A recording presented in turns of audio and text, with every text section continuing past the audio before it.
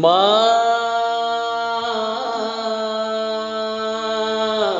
মা মা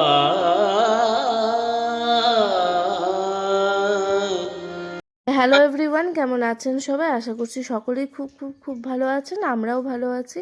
চলে এসেছি 11ই ডিসেম্বরে বিকেলবেলা থেকে একটা নতুন ব্লগ নিয়ে আপনাদের সামনে। তো 11ই ডিসেম্বর শ্রী মায়ের শারদা মায়ের জন্মতিথি উপলক্ষে আমার মামাতো বোন নিজের মতন করে একটা ছোট্ট আয়োজন করেছিল। তো তাই আমাদের সবাইকে ইনভাইট করেছিল। ও যেহেতু নিজে হাতে ভোগ রান্না করে মাকে দেবে, আর আমরাও রামকৃষ্ণ মিশনের দীক্ষিত, তাই জন্য আমাদের সবাইকে ইনভাইট করেছিল। তাই জন্য মামাবাড়ি চলে গেছিলাম। এই যে মামাবাড়ি গিয়ে বেদাংশিকার দুষ্টুমি শুরু বড় দাদু বড় দিদুনের সাথে। এদিকে আমরাও চা খেয়ে নিয়েছিলাম, একটু গল্প করছিলাম, আর এই বেদাংশিকাকে চোখে চোখে রাখা, এছাড়া আর মানে উপায় নেই। দিন যত যাচ্ছে, বেদাংশিকা যত বড় হচ্ছে, ওর দুষ্টুমির পরিমাণও যেন বেড়ে যাচ্ছে।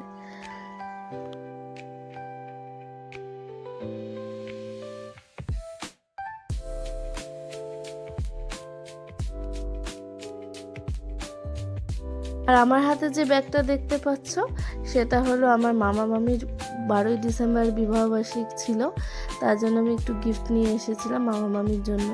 ওনারা তো একদমই এসব সমস্ত পছন্দ করে না, তবু আমারও তো ভাগ্নি হয়ে কিছু ইচ্ছে করে দিতে। তো আমার দুই মামা মামিরই বিবাহবার্ষিক ছিল। এক মামা মামির আগে হয়ে গেছে, আরেক মামা মামির কালকে ছিল, তার জন্য দুজনের জন্য একই রকম গিফট নিয়ে এসেছি।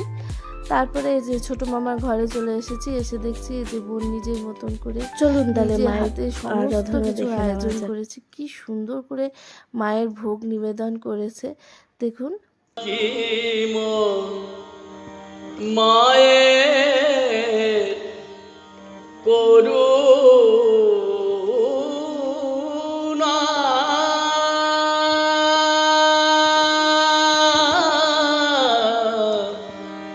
করুণা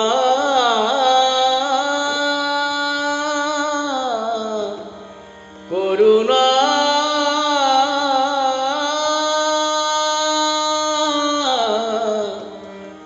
জানো না কি মন মায়ের করুণা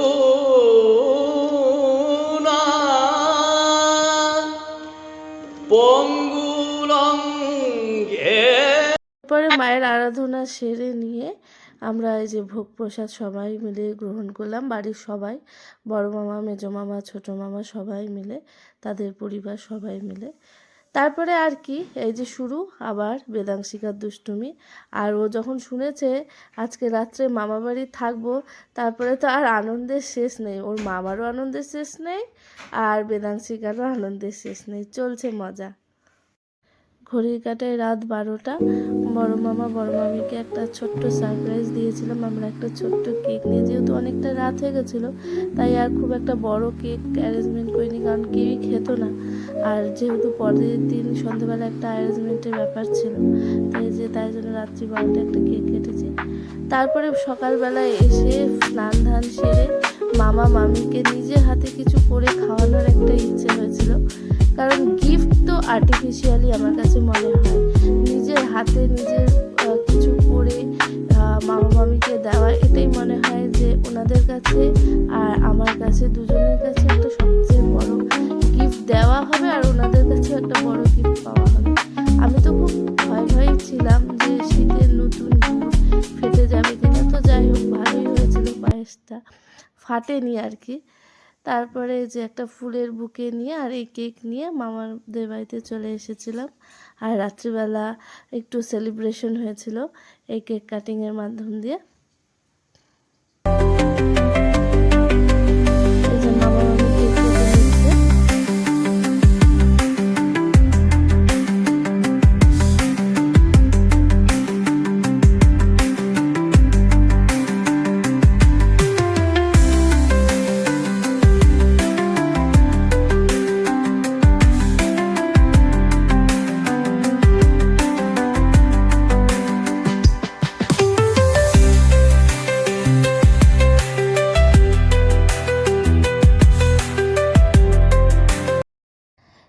নাচ গান আনন্দ হই হুল্লোড়ের মধ্যে দিয়ে আজকের ব্লগটি আমি শেষ করলাম। আমার ব্লগটি যদি আপনাদের ভালো লেগে থাকে অবশ্যই সাবস্ক্রাইব করবেন, আর প্রচুর প্রচুর পরিমাণে শেয়ার করবেন, কমেন্ট করবেন, তাহলে আমিও আপনাদের সাথে কানেক্টেড থাকতে পারি। আর আজ চলি, আর আমার বড় মামা বড় মামি যেন এভাবেই চিরটা কাল কাটিয়ে দিতে পারে, আরও আরও অনেক অ্যানিভার্সারি আসুক তাদের জীবনে।